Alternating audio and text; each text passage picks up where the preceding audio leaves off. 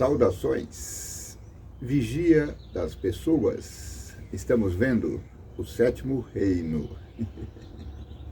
O sétimo reino é a saga da Igreja de Jesus Cristo. Sim, a história do novo Israel. A igreja que começou no Pentecostes. Sim,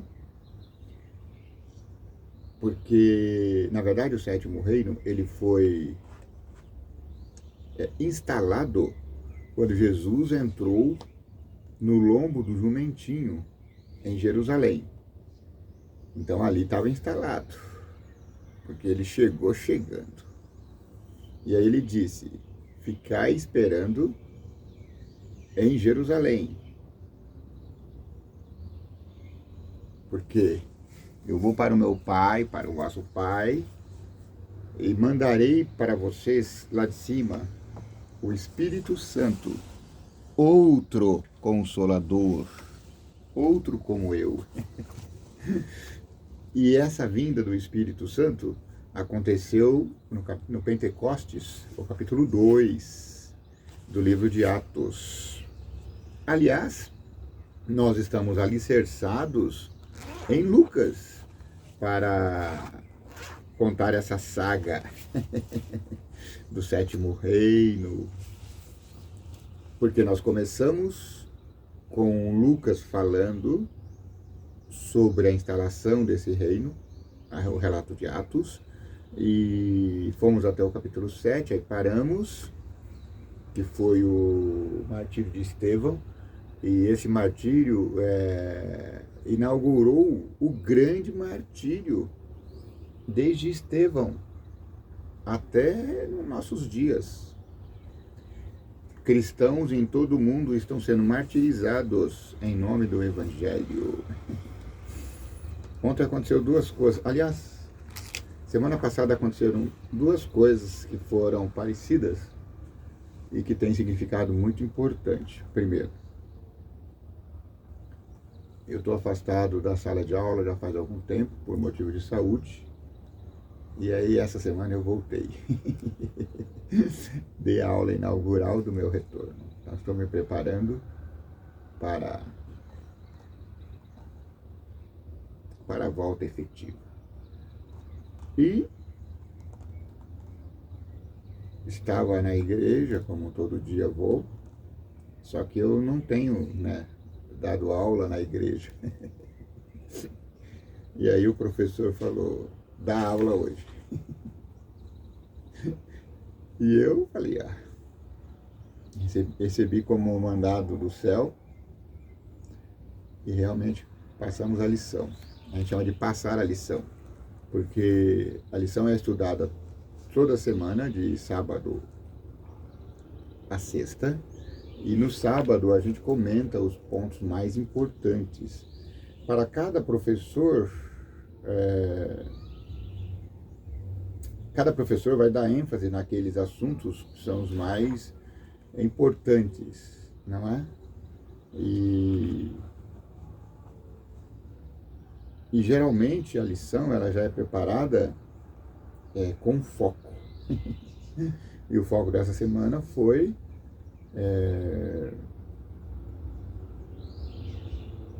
a preparação para os últimos dias. Jesus chamou aqueles dias, então ele estava falando dos últimos dias, das grandes tribulações dos últimos dias da nossa saga aqui na Terra. E também ele falou estes dias. Então esses dias, ele estava falando nos dias dele, que era uma grande tribulação que aconteceria para os judeus. Sim, a destruição de Jerusalém foi o fim de Israel como povo de Deus. Então, a partir dali, aí sim ficou oficializada o novo Israel começou a andar sozinho, porque o general Tito, ele tomou Jerusalém, a partir dali acabou encerraram seus sacrifícios e a igreja cristã caminha sozinha. Existem os terceiros templistas que estão construindo um templo para que reativar os sacrifícios em Israel. Mas isso eu acredito que não seja, acredito não, tenho certeza, que não seja plano de Deus. Porque Deus não atrapalha os planos dos homens. Mas o plano de Deus é que todo mundo se agregue ao novo Israel, para a preparação para a volta de Jesus. Jesus é o terceiro templo. Ele habitou corporalmente no segundo templo. E ele se fez o templo para nós. E agora nós vamos continuar, viu? Eu já fiz aqui uma série de 10 estudos. E agora, a partir dessa semana, vamos fazer mais sistematicamente. Então, acompanhe aí a série Sala VIP. Veja que a Sala VIP, a gente fala Sala VIP, para poder parecer Very Important Persona, sala das pessoas muito especiais. Mas não foi pensando nisso que eu formei a Sala VIP. Eu sei que vocês são very importantes, mas foi Sala VIP, Sala Vigia das Pessoas. Por isso o VIP tem um E no final, tá bom? Então é VIP. A gente pode falar VIP, porque a ideia é essa mesmo, fazer um trocadilho. Muito bem, depois dessa introdução generalista, vamos à introdução específica. Nós estamos caminhando para o final da série Sétimo Reino. E eu sou meio nostálgico, então a série Sétimo Reino já está deixando saudade em mim. Verdade. Eu sinto muita saudade já. Porque eu tentei colocar mais, eu queria colocar mais coisas, mas eu não achei como. Eu tentei encaixar as cartas de Paulo, por exemplo, nessa série, mas eu achei que não ficaria, porque se nós estamos apresentando o Sétimo Reino é basicamente Atos, a fortificação da igreja do Novo Israel. Por isso eu pensei, para falar das cartas, eu vou ter que criar um outro mecanismo. Então eu posso falar dentro da sala VIP, ou eu posso criar uma série especial só para as cartas, não sei. Alguma coisa vai acontecer, mas você vai sair lucrando sempre. Por quê? Porque por mais diferente que eu faça, o cerne da mensagem do nosso canal é apresentar os livros da Bíblia. Apresentar e comentar por mim, com toda a minha simplicidade. Tem umas Bíblias que vêm com os mapas, não é? Porque Paulo ele faz 3 viagens missionárias. A Bíblia descreveu aqui elas. Primeiro ele foi para Tessalônica, depois ele foi... Tem uma Bíblia que apresenta um mapinha, depois eu mostro para vocês. Essa aqui que eu estou não está apresentando. Só que ela descreve. Aqui no capítulo 19, fala da 3ª viagem. Então nós fizemos a viagem sem nem chamar atenção para isso, né? Ó, a 2ª viagem de Paulo está descrita lá em Atos 16, que ele chegou a Derbe e Listra. Agora a primeira, eu não lembro se eu mencionei aqui, a questão acerca do rito, separação entre Paulo e Barnabá, o discurso de Paulo, o evangelho é pregado, eu acho que foi aqui, ó, quando eles foram para Antioquia.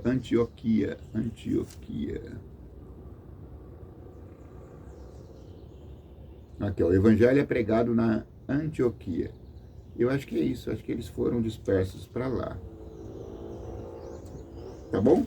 Então já está aqui mencionada a segunda e agora aqui a terceira.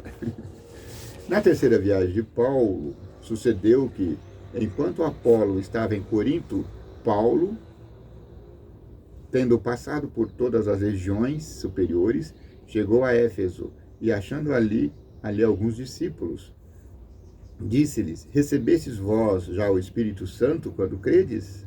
E eles disseram: nós nem ainda ouvimos que haja Espírito Santo. Essa parte, ela soa quase que engraçado, não é? Hoje, você ouvir de um crente que não sabe o que é o Espírito Santo, parece até anedótico. Porque quando você recebe o estudo bíblico, já vem no bojo Atos 2, que é a apresentação do Espírito Santo em ação. Mas naquela época não, eles falaram, não sabemos. E aí ele explicou, e aí vamos ver o que vai acontecer. Perguntou-lhes então, em que sois batizados? Ué, então você não foi batizado?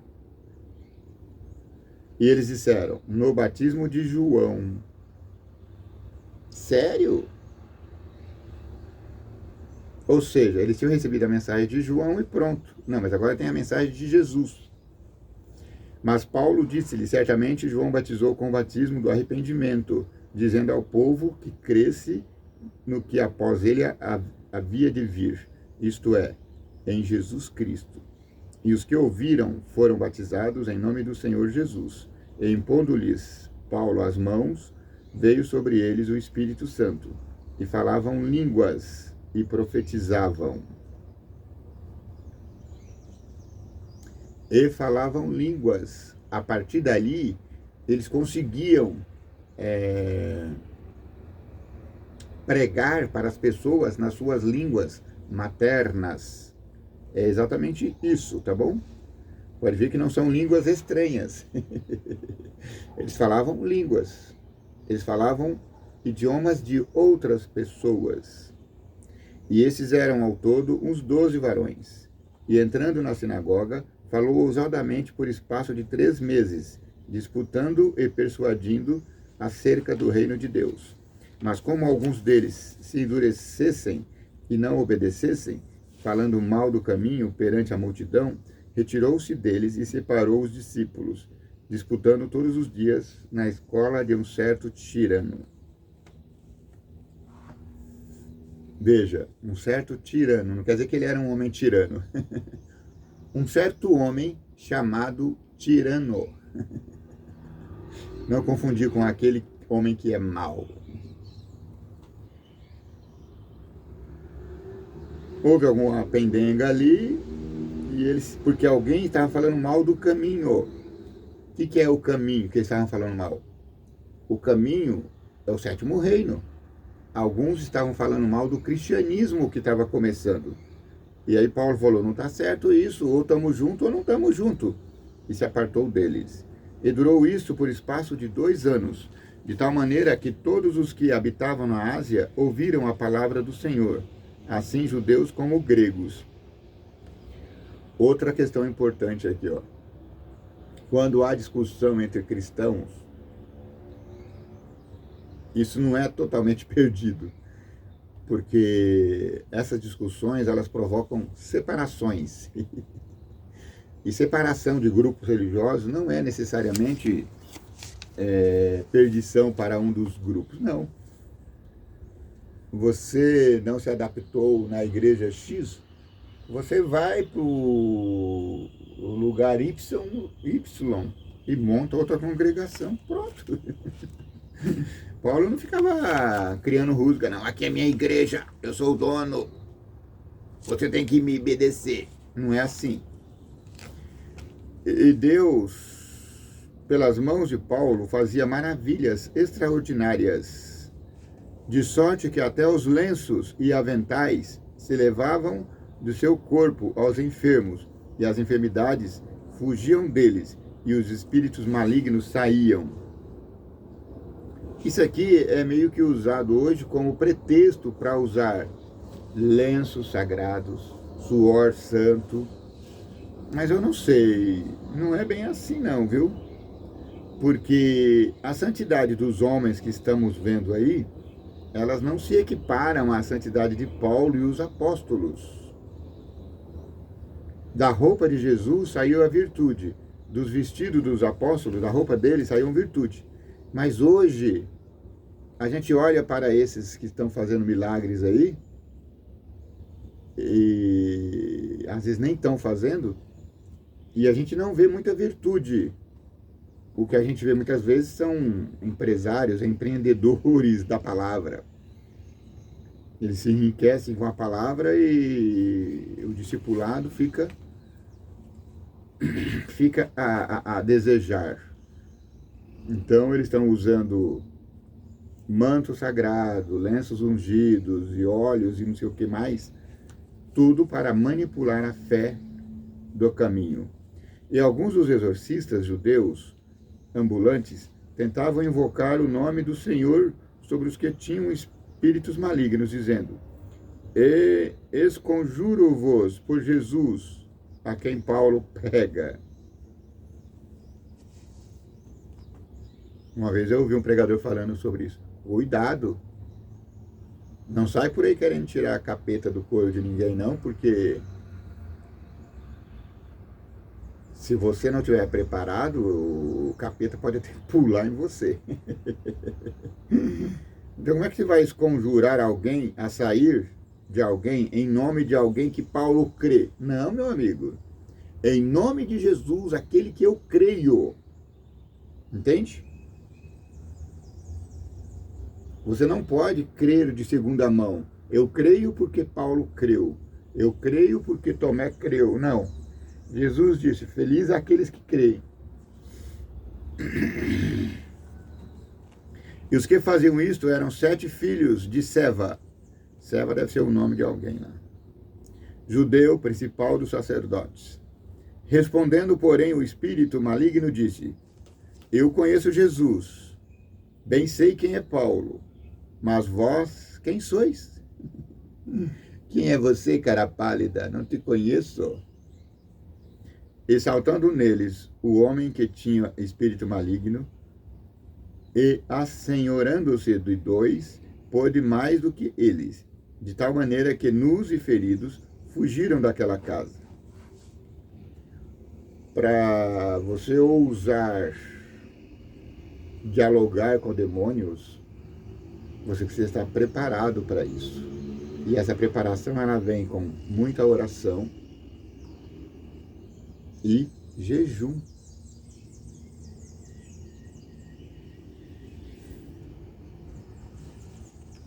E foi isso notório a todos os que habitavam em Éfeso, tanto judeus como gregos, e caiu temor sobre todos eles. E o nome do Senhor era engrandecido. E muitos dos que tinham crido vinham e confessavam, e confessando publicamente os seus feitos. Também muitos dos que seguiam artes mágicas trouxeram seus livros e os queimavam na presença de todos, e feita a conta de seu preço, acharam-se que mostrava 50.000 peças de prata. Assim a palavra do Senhor crescia poderosamente e prevalecia. E cumpridas essas coisas, Paulo propôs em espírito ir a Jerusalém, passando pela Macedônia e pela Caia, dizendo: depois que houver estado ali, importa-me ver também Roma. Voltando a comentar aqui.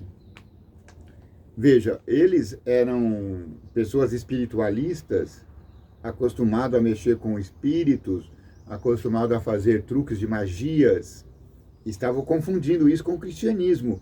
Cuidado! Eles queimaram todos os seus livros espiritualistas de magia.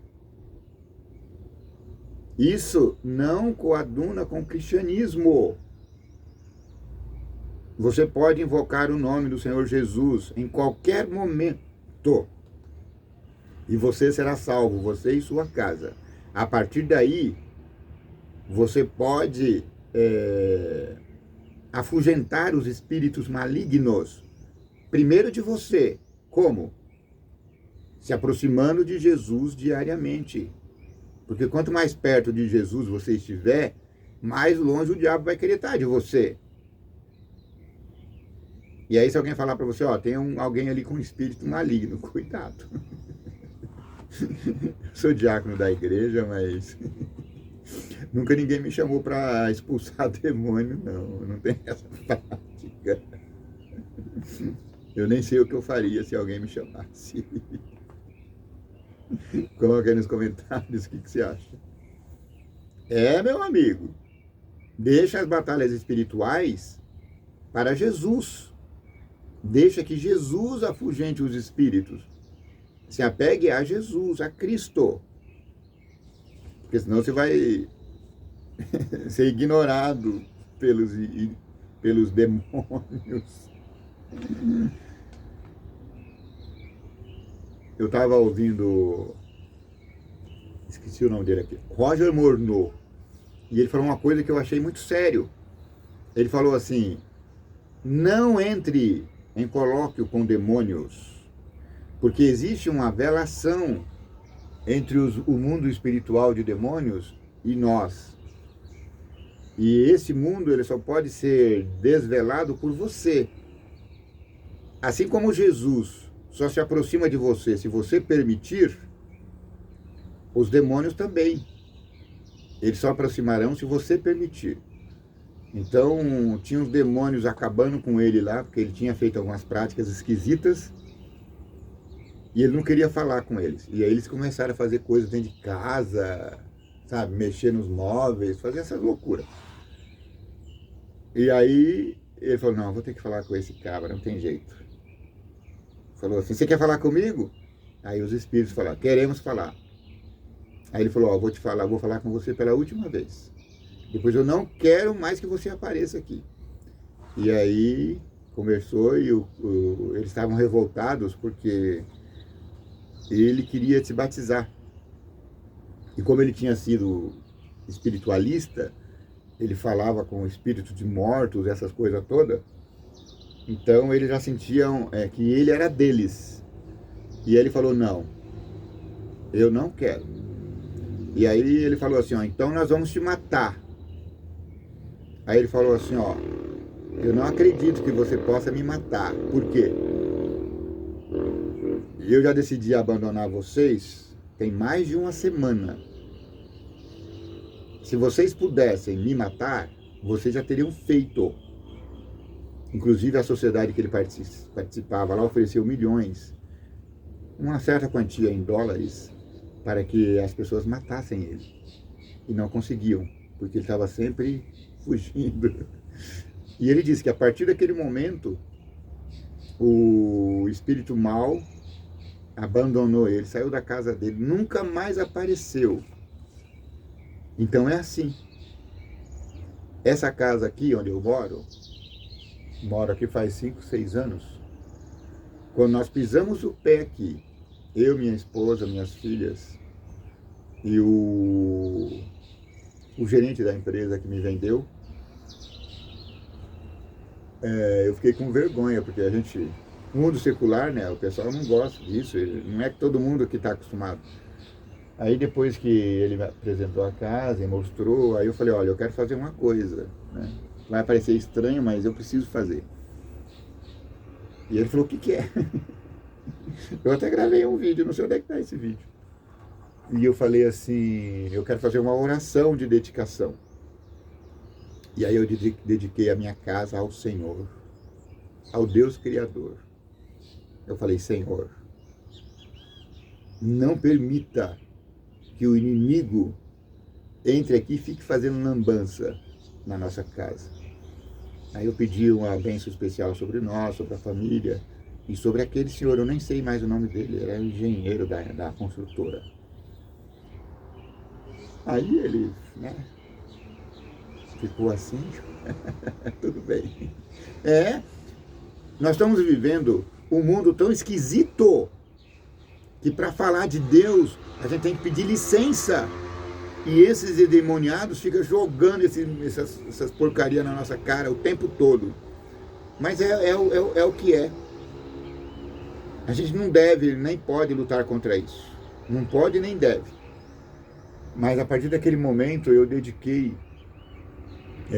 a casa para Deus. E eu falei para ele, a partir de hoje, essa lâmpada aqui, aí eu mostrei a lâmpada, vai ficar acesa, simbolizando a presença de Deus aqui nessa casa.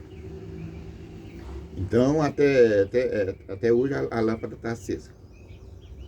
Ela ficou apagada, ela ficou acesa, sério, mais de 5 anos. Aí esses dias, de madrugada, deu uma falha na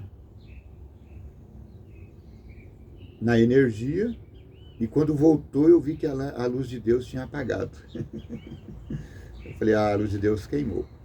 Aí eu peguei uma lâmpada, fui e acendi aqui onde eu estou hoje, aqui, na sacadinha. E aí eu até falei para minha filha, olha, a luz de Deus apagou, mas eu coloquei aqui nessa casa, até eu trocar lá a lâmpada do quarto.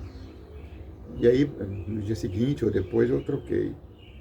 Mas eu achei interessante, a lâmpada durou 5 anos acesa. E vamos ver quanto que essa vai durar agora. Então é assim, eu e a minha casa serviremos ao Senhor. Sim.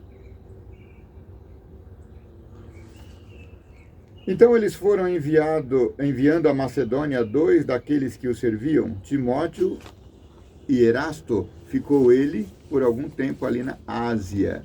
E naquele mesmo tempo houve um não pequeno alvoroço acerca do caminho. Você está vendo, ó? Está tendo alvoroços e alvoroços. Essa é a segunda vez que ele fala isso. Acerca do caminho. Que caminho é esse? Eles, quando começou o cristianismo, eles não chamavam de cristianismo. Eles não chamavam de sétimo reino. Eles chamavam de caminho. Porque Jesus era o caminho. E Jesus disse, eu sou o caminho. Então eles chamavam os povos do caminho. Aí depois foram chamados de cristãos. E está até hoje. E hoje é chamado de Novo Israel. E eu estou inventando essa nova nomenclatura, sétimo reino. Então hoje o povo de Deus é o novo Israel. Quem é o novo Israel? Todos os cristãos de todas as eras. Todas as igrejas cristãs, elas podem fazer parte do povo do novo Israel. Todos os judeus que moram em Israel, israelenses, eles podem fazer parte do caminho, do novo Israel, do povo de Deus. Ficou clara essa parte? Espero que sim. Aos quais, porque um certo ourives de prata, por nome Demétrio, que fazia de prata nichos de Diana, dava não pouco lucro aos artífices. Diana era a rainha dos Efésios. E tinha um escultor que fazia essas estatuetas de prata.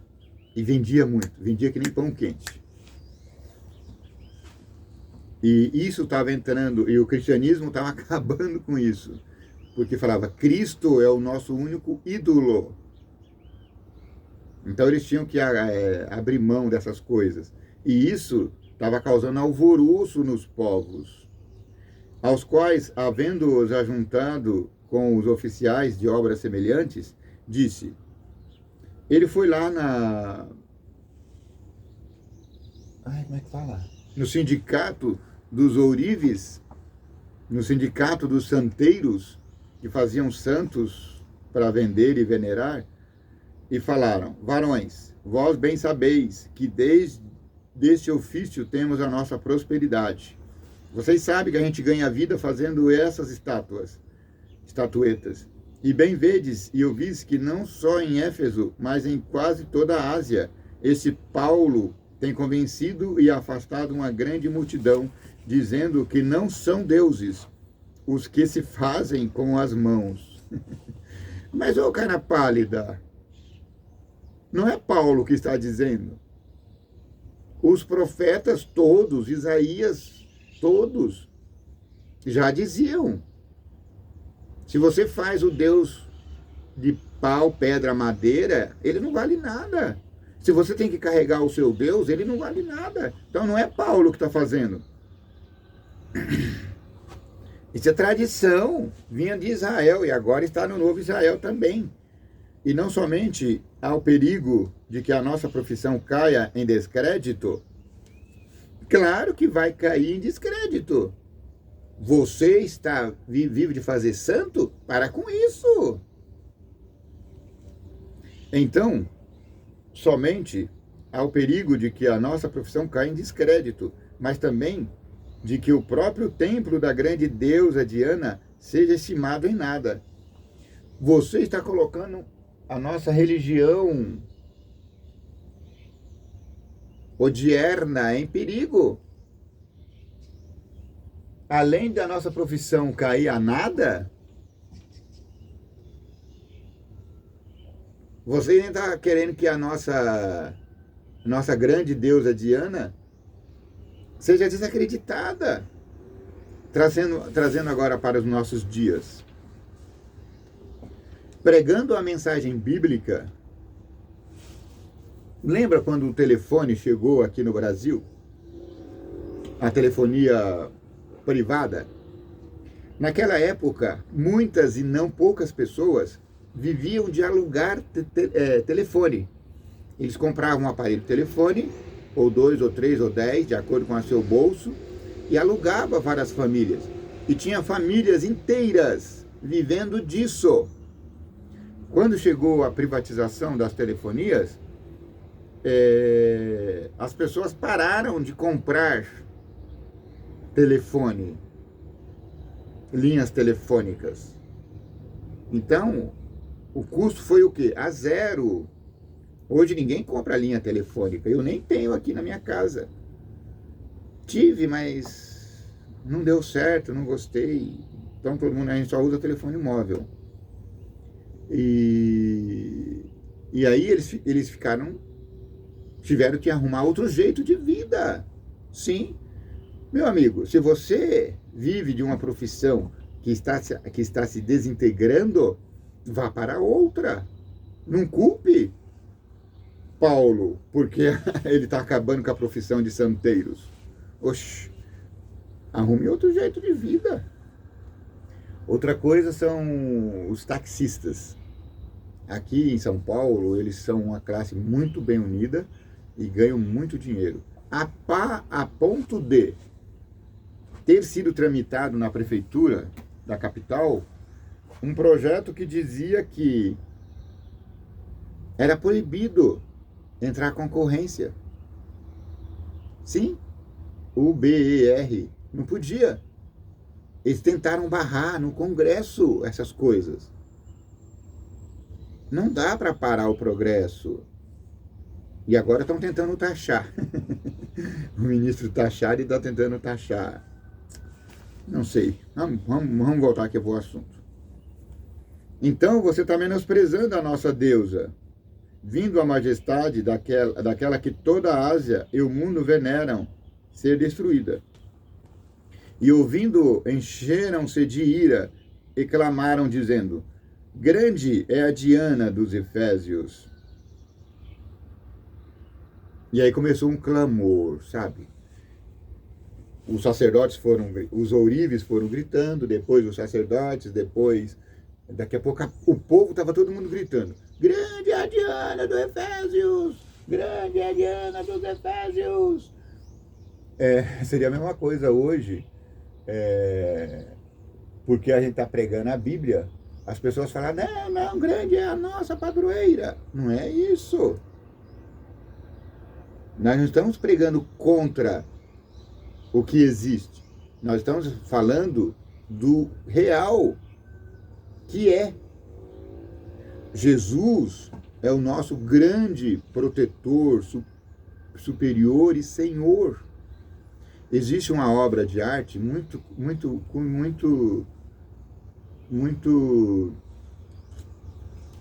boa. Eu, como crítico, não crítico de arte, como pessoa crítica, eu consigo entender.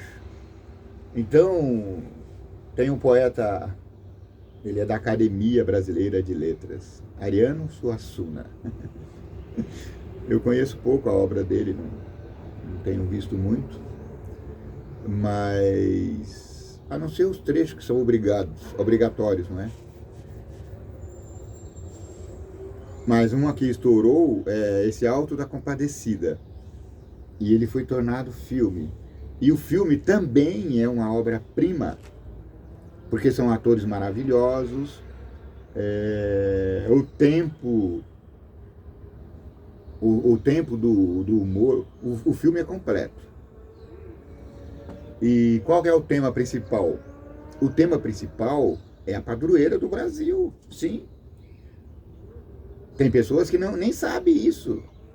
Mas o fato de você não saber, o fato de você não ter conhecimento disso, não quer dizer que você vai ser menos influenciado pela obra. Não, meu amiguinho. Porque você vai acreditar naquela mensagem que o mestre Suassuna está pregando. O que ele está pregando? Que a padroeira do Brasil é maior do que Jesus. Porque ela pode mais coisas do que Jesus. Entende? Então assista ao filme de novo, que você deve ter visto, e observe isso. E é contra isso que a gente tem que falar. Falar, não, Jesus é o maior. Uma coisa interessante que eu achei foi a obra apresentar Jesus negro. Isso foi bom, porque quebra os preconceitos, não é? Porque Jesus não é branquinho dos olhos azuis. A beleza em Jesus não está na sua fisionomia. Tanto é que dizem que ele não era bonito como o ator que apresentou Jesus no filme. Porque fala que ele não tinha formosura, ele era uma pessoa comum. A beleza dele estava quando ele abria a boca, quando ele abençoava, quando ele... Isso que tornava ele muito belo. A beleza das pessoas, ó, e eu tive sorte de ter nascido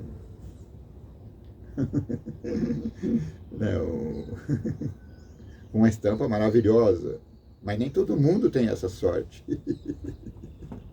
Então, meu amigo, a beleza que você tem que apresentar é aquilo que sai dentro de você, como você considera o seu semelhante.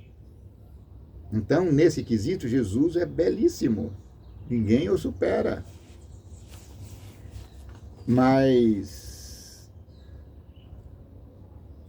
se você quiser, a gente pode falar só sobre isso depois de um vídeo.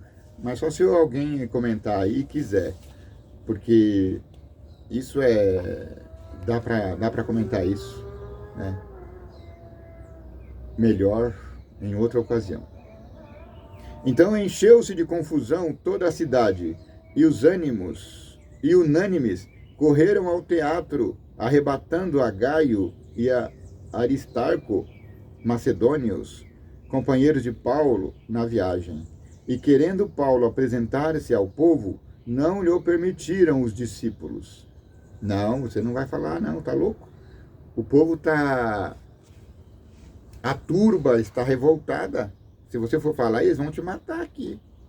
E também alguns dos principais da Ásia, que eram seus amigos, lhe rogaram que não se apresentasse no teatro, porque senão ele ia ser morto ali.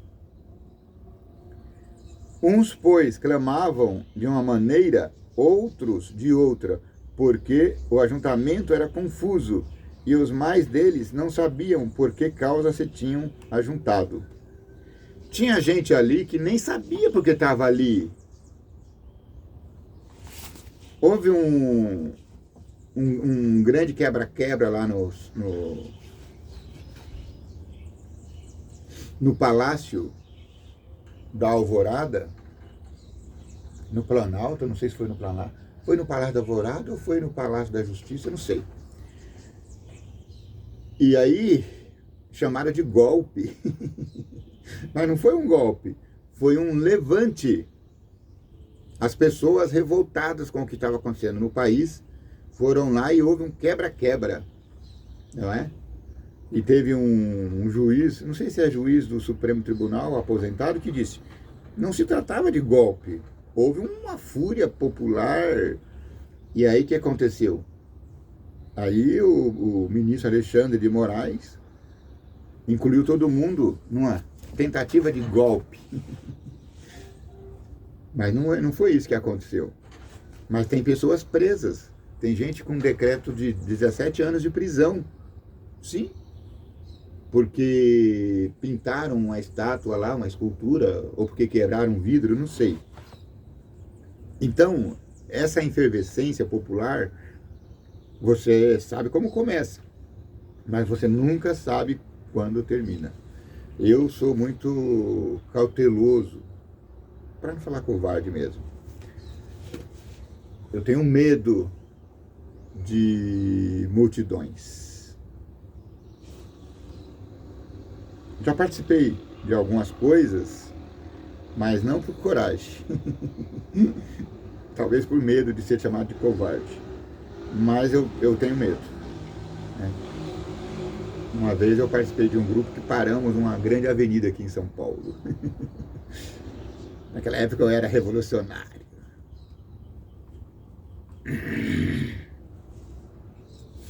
E dá uma sensação de poder muito grande. Você vê aqueles caminhõezões grandes assim, parando meio que na marra. Mas isso é perigoso. Hoje eu não faço mais isso. Por melhor que seja a causa, eu falo, não, senhor, eu não quero isso, não. Eu fui porque fui obrigado, né? Você sabe que a gente tem coisa que, se você ficar calado, é pior.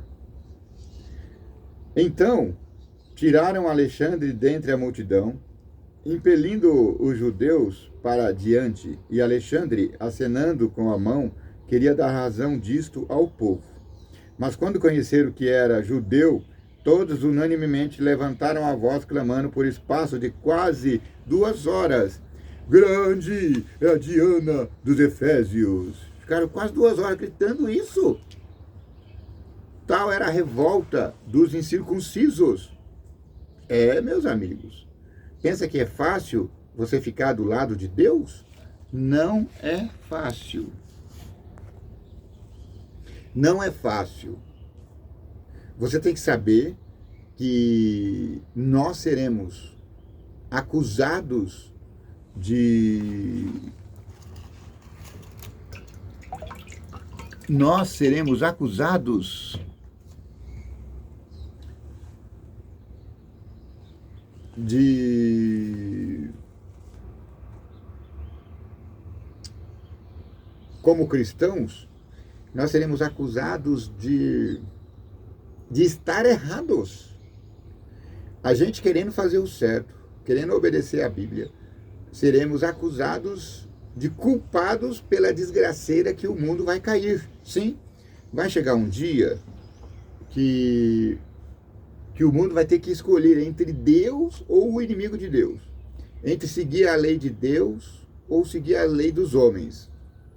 E nós que vamos bater firme ali na lei, sobre a lei de Deus, nós seremos acusados de dissensões, isso. Seremos acusados de provocar problemas, porque por nossa causa, por culpa daqueles que seguem a lei de Deus, é que essas calamidades estão sobre a terra. Meu amigo, você está decidindo fazer parte do 7º reino? Se prepare, porque assim como as perseguições foram terríveis na época da destruição de Jerusalém, agora também, na destruição final desse status quo que temos aí, haverá perseguições. Haverão perseguições enormes. Os cristãos serão perseguidos, mortos. E aqueles que farão isso pensarão que estarão fazendo a vontade de Deus. Sim. Muitos, como Saulo, vai achar que está matando em nome de Deus. Ele perseguia, prendia, achando que estava fazendo a vontade de Deus. E isso vai se repetir agora nos últimos dias. Então o escrivão da cidade, tendo apaziguado a multidão depois de 2 horas, disse: Varões, Efésios, qual é o homem que não sabe que a cidade de Efésios, dos Efésios, é a guardadora do templo da grande Diana e da imagem que desceu do céu de Júpiter? Olha, eles criam que aquela imagem tinha caído do próprio planeta Júpiter. Por isso que chamaram Paulo de Júpiter. Eles acharam que Paulo era Deus. Aí quando entenderam que Paulo estava falando justamente contra a crendice deles, agora quiseram matá-lo. Ora, não podendo isso ser contraditado, convém que vos aplaqueis e nada façais temerariamente, porque esses homens que aqui trouxestes não são sacrílegos, nem blasfemam da vossa deusa. Ele não está dizendo que a vossa deusa não é menos poderosa. Eles estão dizendo que Jesus Cristo, o Deus deles, é superior. Mas eles não estão impondo que vocês sigam Jesus. Eles só estão mostrando o caminho. Mas se Demétrio e os artífices que estão com ele têm alguma coisa contra alguém, há audiências e há procônsules que se acusem uns aos outros. Você está se sentindo ofendido? Entre na justiça e diga que tipo de ofensa foi feita para você. Não, meu amigo, eu confessar que creio nesse livro, a Bíblia Sagrada, e que sigo só o que ele mandar, não deve te ofender. Se você quer seguir qualquer outra coisa, siga em paz. Ninguém é obrigado a seguir a Bíblia ou a Jesus. Ele diz que ele é o único caminho de salvação. Mas ele não é o único caminho. Você pode seguir o caminho que você quiser. Eu creio integralmente nesse livro. E todos aqueles que crerem seguirão para o céu conosco, no 7º reino. E se alguma outra coisa demandais, averiguar se há em legítimo ajuntamento.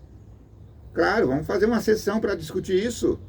Na verdade, até corremos perigo de que por hoje sejamos acusados de sedição, não havendo causa alguma com que possamos justificar este concurso. Vão nos chamar de baderneiros. Sedição, revolta contra o status quo. E tendo dito isso, despediu o ajuntamento.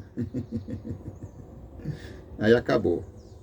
Todo mundo se acalmou e foram felizes para sempre. Meu irmãozinho,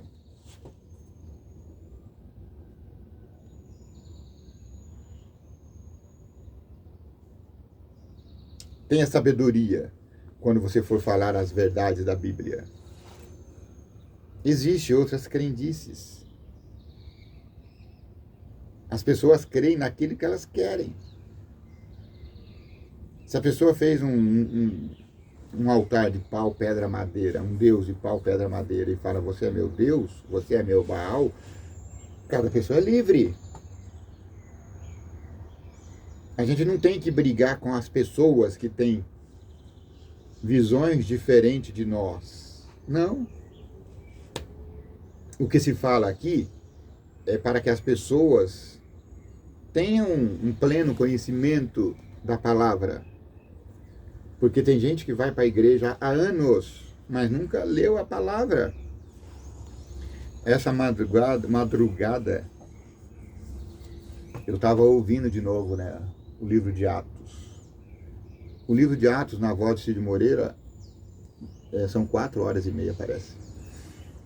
Então, eu perdi o sono na madrugada, porque aqui na minha casa teve... na minha casa, não. Aqui na minha comunidade, fizeram bagunça aqui até muito tarde e eu acabei perdendo a hora, perdendo o sono. Quando eu perco o sono, eu não fico revoltado. Não, eu ligo o celularzinho e começo a ouvir aí a Bíblia ou alguma outra coisa. E aí hoje eu estou ouvindo.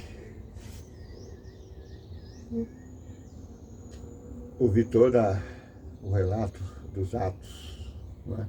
Como eu dormi em algumas partes, então eu vou rever hoje durante o dia ou mais tarde, não sei quando. Mas eu conclamo a você que leia a sua Bíblia. Se você não quiser ler, ouça que o efeito é o mesmo, ou quase o mesmo. Mas com certeza ele é positivo. A audição da Bíblia tem feito muito bem para mim. Tem me tirado de muitas situações depressivas, etc, etc, etc. Muito obrigado porque você esteve até aqui. Que o vigia das pessoas te abençoe e te guarde. Que o vigia das pessoas tenha misericórdia de ti. Que o vigia das pessoas faça